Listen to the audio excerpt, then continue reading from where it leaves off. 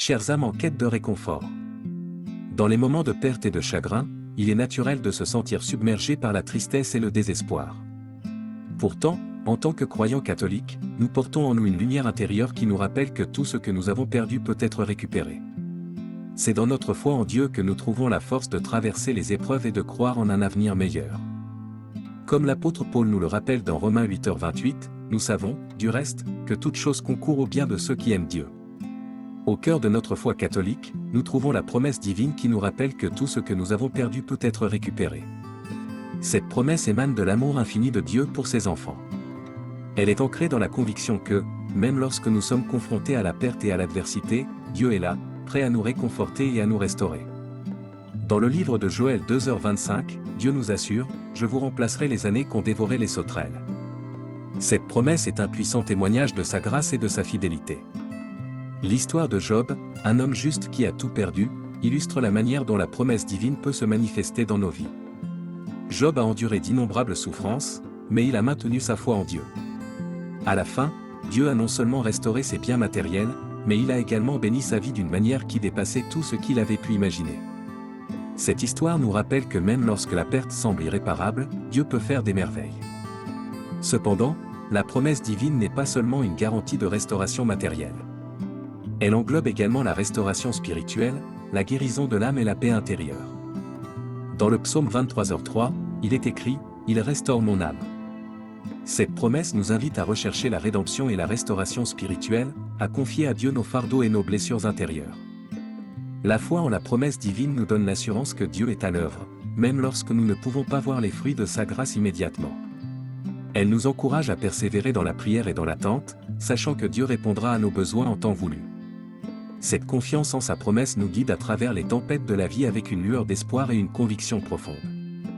En conclusion, mes chers amis, la promesse divine est une source d'espérance inépuisable dans notre foi catholique.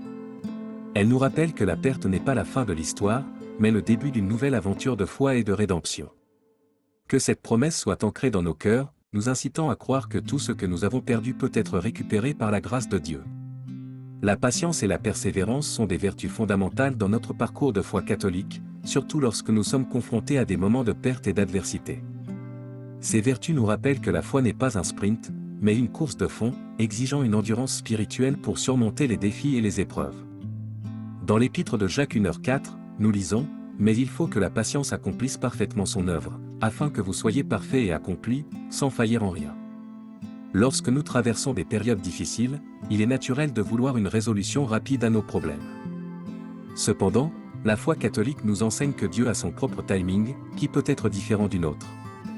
La patience nous invite à attendre avec confiance que Dieu agira selon sa volonté, sachant qu'il a le contrôle de toute situation. C'est une confiance profonde en sa providence divine. L'histoire de Job, un homme qui a enduré d'innombrables souffrances, est un exemple puissant de patience et de persévérance en temps d'épreuve. Même lorsqu'il a été confronté à la perte de sa famille, de sa santé et de ses biens, Job a persévéré dans sa foi en Dieu. Il n'a pas abandonné sa confiance en dépit des circonstances apparemment insurmontables. Cette histoire nous rappelle que la patience et la persévérance sont les piliers de la foi inébranlable. La persévérance dans la prière est une composante essentielle de la patience. Nous sommes encouragés à prier sans relâche, à rechercher la face de Dieu même lorsque les réponses tardent à venir. Jésus lui-même nous exhorte à persévérer dans la prière dans Luc 18h1. Il leur adressa une parabole, pour montrer qu'il faut toujours prier, et ne point se relâcher.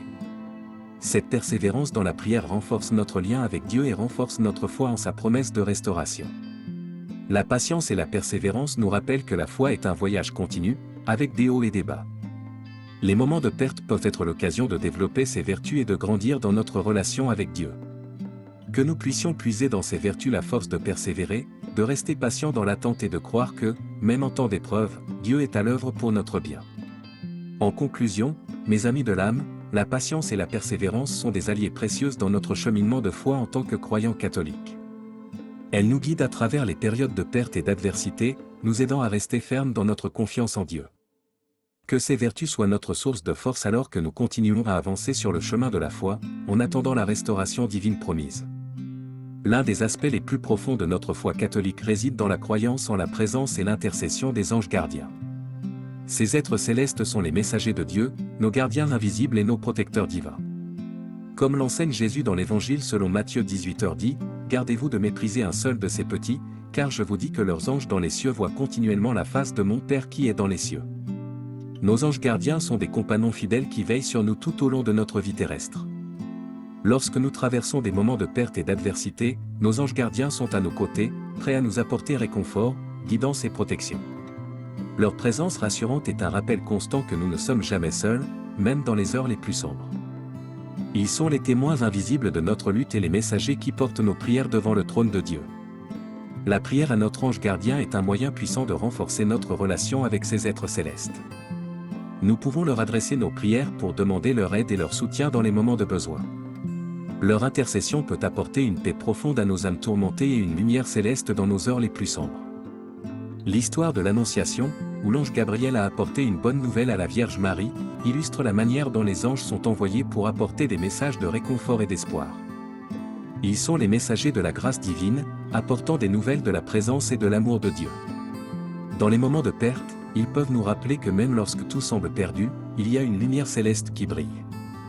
En conclusion, mes amis de l'âme, la croyance en nos anges gardiens est un pilier essentiel de notre foi catholique. Ils sont les gardiens de notre âme, les messagers de l'amour de Dieu et les protecteurs divins qui veillent sur nous. Que nous puissions les accueillir dans notre vie, prier pour leur intercession et trouver réconfort dans leur présence, en sachant qu'ils sont toujours prêts à nous guider et à nous protéger, même dans les moments de perte et d'adversité. Lorsque nous traversons des moments de perte, il est naturel de ressentir une profonde douleur et un sentiment de vide intérieur. Cependant, en tant que croyants catholiques, nous croyons en la possibilité de la reconstruction de l'âme, une guérison intérieure qui peut survenir même après les pertes les plus dévastatrices.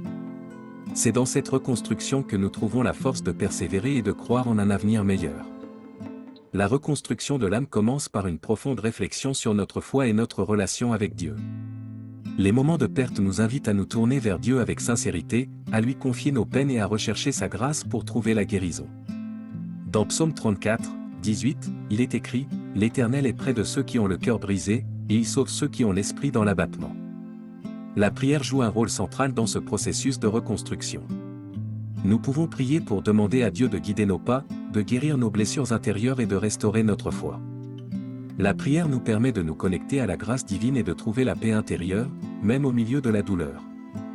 La communauté de foi joue également un rôle crucial dans la reconstruction de l'âme. Nos frères et sœurs en Christ sont là pour nous soutenir, nous encourager et nous rappeler que nous ne sommes pas seuls dans notre lutte. L'Épître aux Galates 6h2 nous encourage à « porter les fardeaux les uns des autres » et c'est dans cette communion que nous trouvons un soutien précieux. L'histoire du Fils prodigue, racontée par Jésus dans l'Évangile selon Luc, illustre magnifiquement la possibilité de la reconstruction de l'âme. Le Fils prodigue avait tout perdu, mais lorsqu'il est revenu vers son Père avec un cœur contrit, il a été accueilli avec amour et réconciliation. Cette histoire nous rappelle que même lorsque nous avons tout perdu, Dieu est prêt à nous restaurer et à nous accueillir à bras ouverts. En conclusion, mes amis de l'âme, la reconstruction de l'âme est une réalité dans notre foi catholique. Même dans les moments de perte les plus profonds, nous pouvons trouver la guérison intérieure en nous tournant vers Dieu, en priant avec foi et en partageant notre fardeau avec notre communauté de foi. Que la reconstruction de l'âme soit une source d'espoir pour chacun d'entre nous, nous rappelant que même après les moments les plus sombres, il y a une lumière qui brille.